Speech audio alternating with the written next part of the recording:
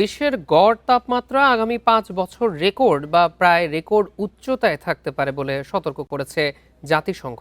Record শুরু হওয়ার পর থেকে সবচেয়ে উষ্ণতম বছরটি এই সময়ের মধ্যেই আসবে বলেও পূর্বাভাস দিয়েছে বিশ্ব আবহাওয়া সংস্থা। এদিকে এই বছরের শেষে এল নিনো পরিস্থিতি তৈরি হওয়ার শঙ্কা রয়েছে।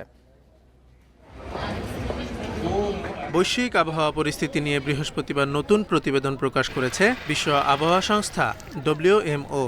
এতে উঠে এসেছে উদ্বেগজনক সব তথ্য। WMOর পূর্বাভাস অনুযায়ী 2026 থেকে 2030 সালের মধ্যে 5 বছরের গড় বৈশ্বিক তাপমাত্রা প্রাক শিল্পযুগের তুলনায় 1.5 ডিগ্রি সেলসিয়াসের বেশি হওয়ার শঙ্কা 75%।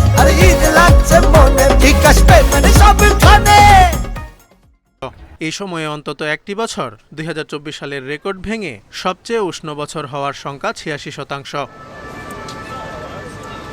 প্রতিবেদনে আরও বলা হয় 2015 সালের পর 11টি বছর ছিল এই পর্যন্ত রেকর্ড করা সবচেয়ে উষ্ণ বছর এবং এই প্রবণতা অব্যাহত থাকবে।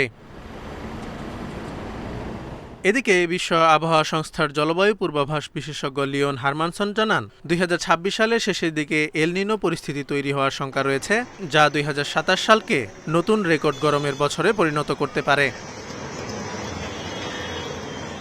এল নিনো হল প্রশান্ত মহাসাগরের উষ্ণ পানির একটি প্রাকৃতিক জলবায়ু প্রক্রিয়া, যা বিশ্বজুড়ে আবহাওয়া, বায়ুচাপ ও বৃষ্টিপাতের ধরনে বড় পরিবর্তন আনে। এটি সাধারণত 2 থেকে 7 বছর পর পর ঘটে এবং 9 থেকে 12 মাস স্থায়ী হয়।